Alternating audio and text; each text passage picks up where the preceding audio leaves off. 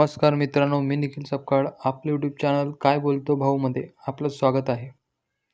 तर आजचा आपला व्हिडिओ आहे, जागतिक पातळीवर हाच प्रकार सुरू आहे. सर्वांना कोणत्या ना कोणत्या समस्यांना ग्रासलेले आहे. त्या वैयक्तिक असोत, सामाजिक व मानसिक. काम, क्रोध, मद, लोभ, मत्सर, इच्छा यासारख्या वृत्तीतून बाहेर कसे पडायचे असा प्रश्न मानवाला पडतो. परंतु या समस्यांचे मूळ कारण काय, या वृत्ती आपल्याला कशा समाविष्ट झाल्या याचा कोणीच विचार करत नाही. तर आज आपण पाहणार आहोत, समस्यांना सामोरे कसे जायचे. तर गौतम बुद्धांनी आपल्या शिष्याला सांगितले. आपण आज जाणणार आहोत गौतम बुद्ध आणि त्यांच्या शिष्यांची रंजक कथा. भगवान बुद्ध यांनी आपल्या महान विचारांनी आणि शिकवणीने जगाला एक नवीन मार्ग दाखवला आहे. तर आपल्या जीवनात अनेक समस्या निर्माण होतात. वैयक्तिक, कौटुंबिक, सामाजिक पातळीवर जगताना आपल्या अनेक समस्यांना सामना करावा लागतो.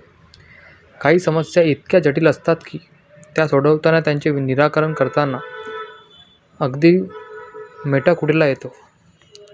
ह्या समस्या केवळ भौतिक असतात असे नाही, तर त्या मानसिक पातळीवर असतात. या समस्यांच्या गाठी सोडवण्यासाठी गौतम बुद्ध यांनी चपखल मार्ग सांगितला आहे. जाणून घेऊया गौतम बुद्ध यांनी बुद्धाच्या शिष्याची रंजक. एकदा गौतम बुद्ध एका कापडाचा तुकडा घेऊन आपल्या शिष्याजवळ आले. कुणाशी काहीही न बोलता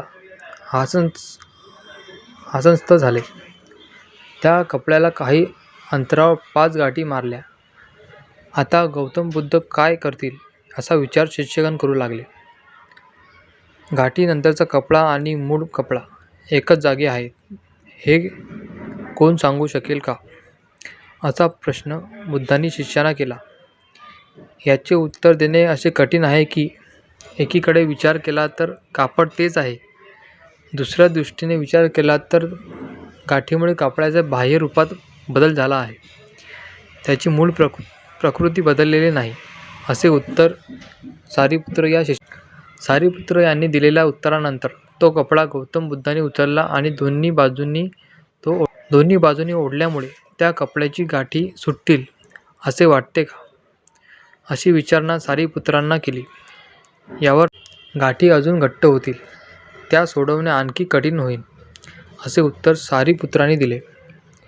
या गाठी सोडवण्यासाठी काय केले पाहिजे असे बुद्धांनी शिष्याला विचारले. सारिपुत्र म्हणाले की या गाठी नक्की कशा प्रकारे पडल्या आहेत ही गोष्ट निरखून पाहावी लागेल. गाठी योग्य पद्धतीने पाहिल्यानंतर त्या कशा सोडता येतील यावर प्रकाश टाकला जाऊ शकतो, असे उत्तर सारिपुत्राने दिले. सारिपुत्र, तुम्ही एकदम सत्यकथन केले. हीच गोष्ट समजून घेणे गरजेचे आहे. मूळ प्रश्न इथेच आहे. ज्या समस्येत तुम्ही अडकलेले आहात, त्या समस्येने तुम्हाला ग्रासलेले आहे, ती सोडवण्यासाठी तिच्या मुळाशी जाणे आवश्यक आहे.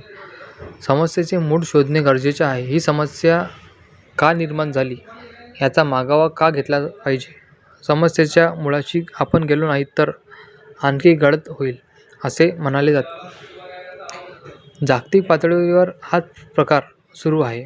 सर्वांना कोणत्या ना कोणत्या समस्यांना ग्रासलेले आहे. त्या वैयक्तिक असोत, सामाजिक असोत वा मानसिक. काम, क्रोध, मद, लोभ, मत्सर, इच्छा यासारख्या वृत्तीतून बाहेर कसे पडायचे असा प्रश्न मनाला पडतो. परंतु ह्या समस्यांचे मूळ काय, ह्या वृत्ती आपल्याला कशा समाविष्ट झाल्या याचा विचार कोणी करत नाही, असे गौतम बुद्ध यांनी सांगितले आहे.